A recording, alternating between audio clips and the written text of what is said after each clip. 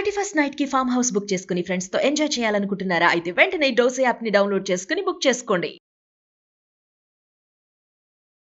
నమస్తే రమ్మగారు. నమస్తే జయ. కథా సరిసాగరం నుంచి ఏదైనా ఒక కథ చెప్తారా? చాలా చెప్తున్నాం కదా. అవును, కొంచెం గ్యాప్ వచ్చింది.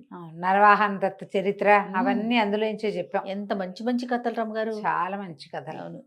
అనురాగపర, విదూషకుడి కథ అవన్నీ అందులోంచే చెప్పాం. కదలి గర్భ కథ చెప్తాం. పూర్వమట మృకండురని ఒక మహర్షి ఉండేవారు. వింధ్యాటవిలో ఆయనదే సొంత ఆశ్రమం కూడా ఉండేది. చాలామంది ఉంటూ ఉండేవారు. ఈయన చాలా తీవ్ర తపస్వి. ఆకాశంలో తల్లకిందులుగా ఉండి తపస్సు చేసేవారట. అయితే ఎంతకాలమో తపస్సు చేసిన తర్వాత ఒకనాడు ఆయన తల్లకిందులుగా పద్మాసనం వేసుకుని తల కిందకి పద్మాసనం పైకి ఉందన్నమాట. తపస్సు చేసుకుంటూ ఉంటే అప్సరస అయిన ఘృతాచి అటు ఆయన ముందు నుంచి వెళ్ళిందట. ఘృతాచి అనే పేరున్న అప్సరస ఉంది కదా. అయితే ఎప్పుడూ లేనిది ఆయనకి ఆవిడని చూసేసరికల్లా ఒక మనసు చెలించింది. అలాంటివి జరుగుతాయి తీవ్ర తపస్సులో కూడా. అయితే ఆయన వీర్యం పడిపోయిందట. ఆ పడటం ఏమైంది, ఈయన ఆకాశంలో ఉన్నాడు కదా, అప్పుడే పుష్పించిన ఒక కదలి అంటే అరటి చెట్టు మొవ్వులో పడిందట. ఈయన తపస్వి అవటం వల్ల ఆ పడినది స్త్రీ శిశువుగా రూపాంతరం చెందింది. ఆడపిల్ల అయిందట. ఆ అరటి చెట్టు మొవ్వులోంచి పుట్టింది కాబట్టి కదలి గర్భ అని పేరు పెట్టారట పాపకి. ఆయన ఇట్లా తన వల్ల ఇలా శిశువు రూపొందిందని ఆయన దిగి వచ్చి ఆ శిశువుని తీసుకున్నాడు. తీసుకుని తన ఆశ్రమంలో ఉన్న తపస్సులందరికీ అప్పచెప్పాడు. ఆ కదలి గర్భని ఈ మృకండాశ్రమంలోనే అమ్మాయి పెరిగేది. ఎంతో చక్కటిది.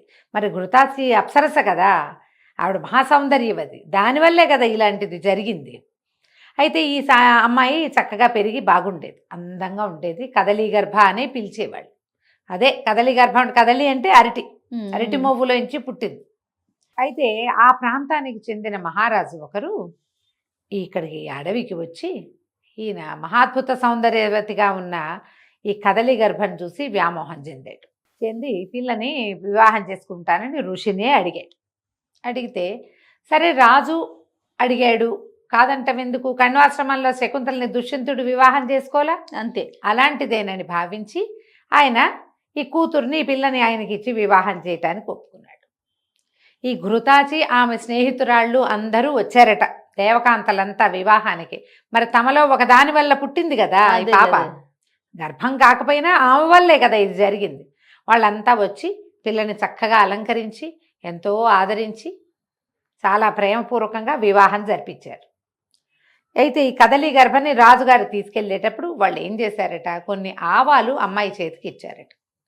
నువ్వు వెళ్ళే మార్గం అంతా ఇవి వేసుకుని వెళ్ళు, నీకేదైనా సమస్య వస్తే ఈ ఆవాలు నీకు దారి చూపిస్తాయి అని చెప్పారు.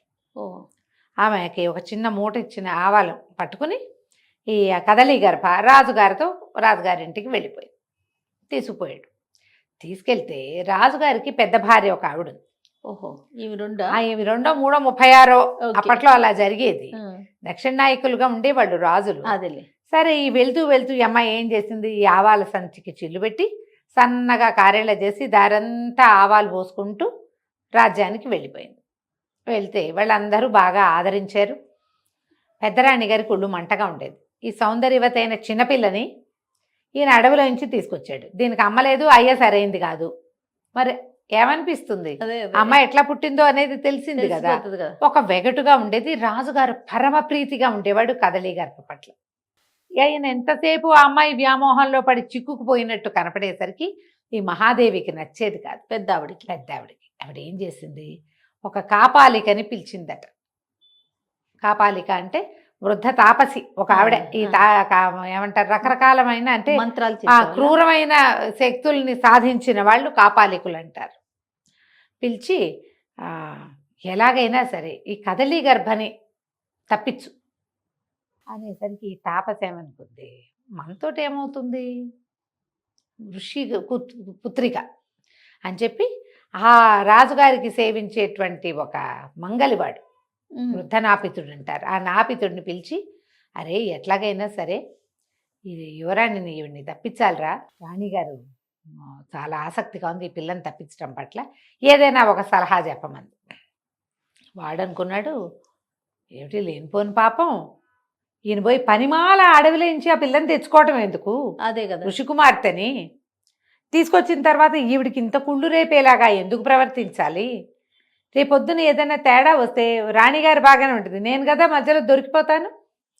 బాగా ఆలోచించి ఏమన్నాడు, అమ్మాయి అట్లా కాదు, ఏదైనా విషం తెచ్చిపెట్టమని, విషం తెచ్చిపెట్టామనుకో అమ్మాయికి, ఆ అమ్మాయికి ఏదైనా వచ్చాక అనారోగ్యం వస్తే కొత్త రాణిగారికి అప్పుడు ప్రశ్న రాదా, ఏం పెట్టారు, ఎవరు పెట్టారు, ఎవరు తెచ్చారని. అందుకని ఇవి చంపే పని ఎందుకు, తప్పించడం అంటే చంపడం అలాంటిది కాదు, ఇవి వెళ్ళిపోయేలాగా చేద్దాం, వెళ్ళిపోయేలాగా చేయాలంటే ఏం చేయాలి బాగా ఆలోచించి ఇప్పుడు ఏమన్నాడు, అట్లా కాదండి, ఎవరివైనా సరే ఫ్రెష్గా ఉన్న ఇప్పుడే చనిపోయిన శవంతాలకు కాళ్ళు చేతులు పట్టుకొస్తా, అవి చిన్నరాణి గారి మందిరంలోకి చేర్చండి, రాజుగారికి ఇవి చూపించి ఈమె ఢాకిని అని చెప్దాం, నరమాంసం తింటూ, ఢాకిని అంటే మాంసం మహామాంస భక్షణ చేసే వాళ్ళని ఢాకిన్లు అంటారు. ఆయనే వదిలేస్తాడు, అమ్మాయి దారి అమ్మాయి పోతుంది, ఇది చంపేసే గోల్ ఎందుకు మనకి అదేలే అని చెప్పాడు. రేపొద్దున ఏదైనా తేడా వస్తే నన్ను అడిగితే నేనేం చెప్పచ్చు అంటే, పెద్దరాణి గారు చంపేయమన్నారండి, అలా కాదు కనీసం బతుకుంటారు అని చెప్పి ఇలా రక్షించానండి అని చెప్పి కూడా మనం బహుమతులు పొందొచ్చని ఆలోచించి కాపాలికకి చెప్పాడు, ఆ అమ్మాయి మీద విష ప్రయోగం చెయ్యొద్దు, ఆ విషయాలు నేను దాను. అప్పుడు నాభి అని దొరికేదట ఒక రకం, ఆ నాభి నలకంత చీమ తలకాయంత నాభి తగిలిస్తే మన సైనైడ్ లాంటిది నాభి అంటారు దాన్ని, అలాంటివి చెయ్యొద్దు, పంపించేద్దాం. ఒకవేళ తప్పి తగిలి ఈమె కనుక గర్భవతి అయిందనుకో మనకు తెలియకుండా, ఈ నాభి వల్ల తల్లి పిల్లకి ఏదైనా అయితే 2 పాపాలు వస్తాయి మనకి, మంచోడు అన్నాడు. అనేసరికల్లా కాపాలిక ఒప్పుకుంది. వీడేం చేశాడు, ఈ మన రకరకాల శవాలు అవి కొట్టుకొస్తుంటాయి నదుల్లో, ఈ సైనికులు వాళ్ళు వీళ్ళు చూసి పంచనామాలు నిర్వహించి ఎవరి తాలూకు ఏమిటి కనుక్కుంటారు. వీడు అది కాకుండా ఒకళ్ళిద్దరు సైనికుల్ని మంచి చేసుకుని ఏదో పని ఉందని క్రియ ఉందని చెప్పి దొరికిన శవంతాలకు కాళ్ళు చేతులు పట్టుకొచ్చి కాపాలికకి అప్పచెప్పాడు. ఓహో, ఈవిడేం చేసింది, ఓ 2 చెలికెత్తల్ని మంచి చేసుకుని యువరాణి ఈ చిన్నరాణి గారి మందిరంలోకి అవి చేర్చాక రాజుగారు పెద్దరాణి దగ్గర ఆవిడ వంతుంది, వారానికి ఒకసారి 2 సార్లు వచ్చేసరికల్లా ఆవిడంది, క్షేమంగా ఉన్నారా, మిమ్మల్ని చిన్నరాణి ఏమి చేయలేదు కదా, నన్నేం చేస్తుంది, అట్లాంటి పిచ్చిబాగుళ్ళు మాటలు మాట్లాడుతున్నాం అంటే, అయ్యో మీకు తెలీదు, అమ్మాయి మహామాంస భక్షణ చేస్తుందండి, ఆ అడవిలో ఉండగా సులువుగా ఉండేది, ఇక్కడ ఏం చేస్తోందో, ఏమీ దొరకకపోతే మిమ్మల్ని కొరుక్కుని తినేస్తోందేమోనని అన్నది. అనేసరికి ఆయన నిర్ఘాంతపోయాడు, చిచ్చి అట్లాంటి కదలి గర్భ అట్లాంటిది కాదు, మృకండ మహర్షి కూతురు, ఆ అమ్మాయి అట్లా ఎందుకు చేస్తుంటే కావాలంటే మీరు గదులు చెక్ చేసుకోండి, పరీక్షించండి అని. ఈయన ఏం చేశాడు, పరీక్షించాడు. ఈ రాత్రి తెల్లవారేసరికల్లా కాళ్ళు చేతులు తరిగి ఉన్నాయి, ముక్క చక్కగా ఉన్నాయి, ఇంకేముంది, నానా మాటలు అన్నాడు. ఈ కదలి గర్భకి ఆయన ఏం మాట్లాడుతున్నాడో తెలియలేదు, రావడం మానేశాడు. ఆవిడకి మొహం చూపిస్తే కొరుకుని తినేస్తుందేమోనండి. 3-4 రోజుల తర్వాత ఈ అమ్మాయి కబురు చేస్తే నీ దారి నీది, మా దారి మాది అని సమాధానం వచ్చింది. ఈ పిల్ల బెదిరి ఎందుకు వచ్చింది, ఇక్కడ ఉండకూడదని బయటకు వచ్చింది. బయటకు వస్తే ఎక్కడికి వెళ్ళాలి, దారి లేదు తినలేదు, తనకేం తెలుసా, అమ్మాయి అడవిలో నుంచి వచ్చిన అమ్మాయి.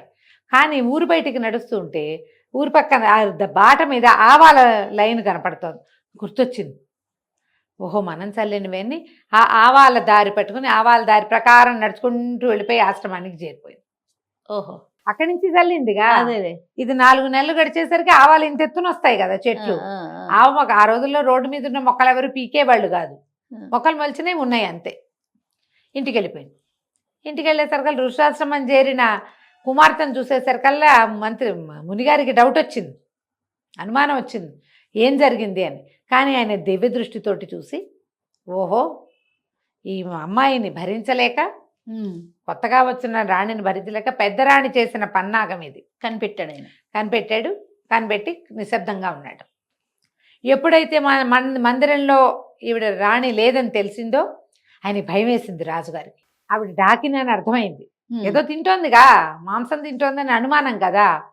ఇప్పుడు వాళ్ళ నాన్నకి తెలిస్తే ఆయనేమంటాడు, అది అందుకని ఇక్కడికి కబురు చేశాడు ఆశ్రమానికి. యువరాణి అమ్మాయి ఇక్కడే ఉంది, మహారాజును రమ్మన్నానని చెప్పమని ఈయన కబురు చేశాడు. మళ్ళీ భయపడుతూ వచ్చాడు రాజు. వచ్చేసరికల్లా అప్పుడు ఈ ఋషి గారు నాయన ఇది జరిగింది, నీ పెద్ద భార్య చిన్న భార్యని ఓడ్చుకోలేక ఇలా చేసింది. ఈమెను డాకిన్ని చేసింది. దేవయోని ఈ అమ్మాయి ఘృతాచి వలన జన్మించింది, పైగా అయోనిజ, ఎవరి మనుషు సంపర్కంతో పుట్టింది కాదు. ఈమె డాకిన్ ఎట్లా అవుతుంది? నువ్వు అదొక ఆలోచన చేసి ఉండాల్సింది కదా. మానవులైతే డాకిన్లు అవుతారు, అదే ఇలా అయోనిజగా జన్మించిన వాళ్ళు సీతాదేవి అయోనిజ. ఆవిడతోటి పోలికే ఈ అమ్మాయి కూడా ఇంచుమించుగా అలాంటిదే. అవును అవును. అనగానే ఈ రాజుగారు చాలా బాధపడిపోయాడు. అయ్యో, ఇంత పొరపాటు జరిగింది, కనీసం నేను ఋషినైనా తలచలేదే. అడిగి అవి చూసేసరికి ఉద్రేకపడ్డాను. మునిగారిని క్షమించమని పదే పదే ప్రాధేయపడి మళ్ళీ చిన్న భార్యను పుచ్చుకుని నగరానికి వెళ్ళాడు కదలి గర్భతోటి. వెళ్ళేసరికల్లా రాణి తిరిగి వచ్చేసరికి వీళ్ళంతా హడిలిపోయారు, తెలిసిపోయిందని. హడిలిపోయారు. అక్కడి నుంచి మెల్లిగా ఆయన ఆను పాను తీశాడు, ఎవరు చేశారు అని. ముందు కాపాలిక బయటకు వచ్చింది, తర్వాత మంగళవాడి బయటకు వచ్చాడు, చివరిగా తర్వాత రాణి బయటకు వచ్చింది. ముగ్గురిని శిక్షించడానికి పిలిస్తే కాపాలిక నా తప్పు లేదు, ఈవిడ నన్ను విషం దెబ్బంది, నేను వాడిని సలహా అడిగా, వాడి సలహా చెప్పాడు. కాపాలిక తప్పుకుంది. వాడేం చెప్పాడు, వీళ్ళు విషం పెట్టిస్తే అమ్మాయి చచ్చిపోతుంది, చావకుండా ఉండడానికి నేను ఈ మార్గం ఎన్నుకున్నాను, నిజం నిలకడ మీద ఎలాగో తెలుస్తుందిలే 4 రోజులు పోయాకని మంగళవాడు తప్పుకున్నాడు. ఫైనల్ గా రాణి గారు దొరికింది. అసూయపడి చంపడానికి కూడా ముందుకొచ్చిన రాణిని పుట్టింటి పంపించేశాడు రాజుగారు. ఈ పద్ధతులతో మాకు కుదరదు అని. హాయిగా కదలి గర్భతోటి కలిసి ఉన్నాడు. తర్వాత చాలా మంది సంతానం కలిగారు అమ్మాయికి. రాజు రాణి సుఖంగా ఉన్నారు. కథ కంచికి మనం ఇంటికి. బాగుందండి. నమస్తే. నమస్తే జయ.